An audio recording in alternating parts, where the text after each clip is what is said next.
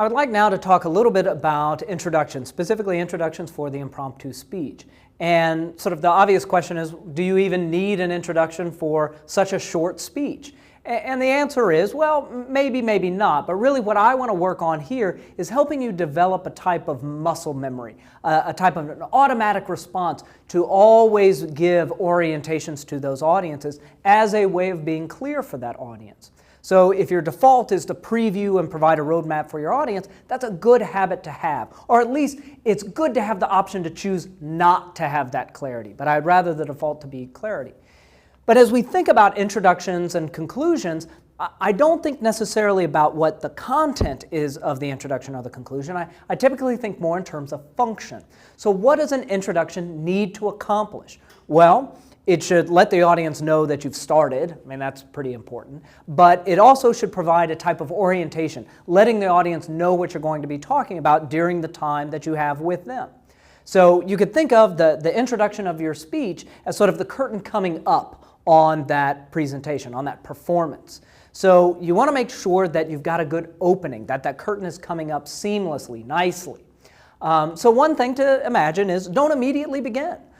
Take some time before you start the speech. Allow for a pregnant pause maybe to draw attention.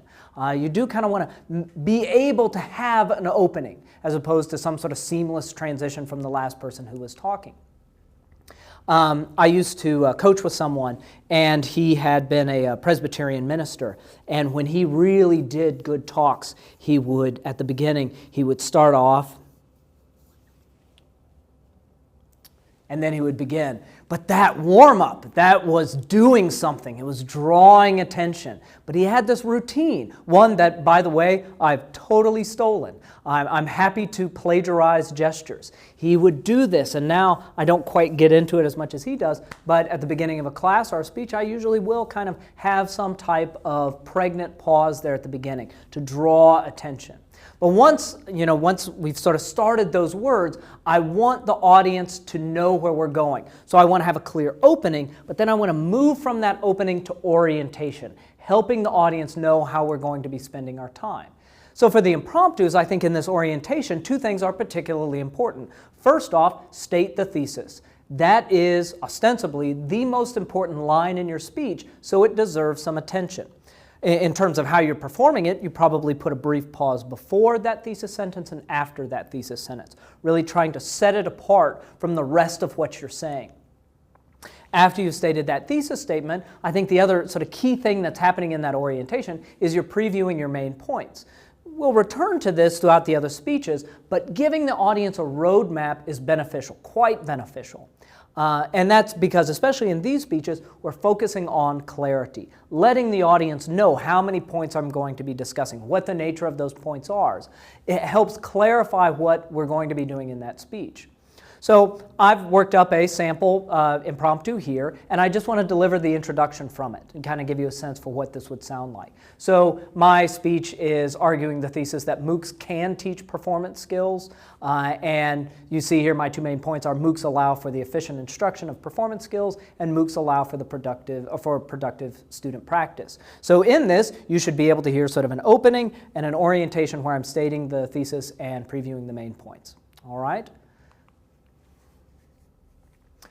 I'm now pretty invested in the conversation around MOOCs. I've taken MOOCs, I've taught MOOCs, and I have to admit, initially I was a bit skeptical whether or not a performance skill like public speaking could be taught in a MOOC environment. Obviously now I'm a pretty strong believer in this, otherwise I wouldn't be doing it, but I understand why people would be skeptical that the MOOCs cannot teach performance skills. That said, I would argue the exact opposite. MOOCs can teach performance skills.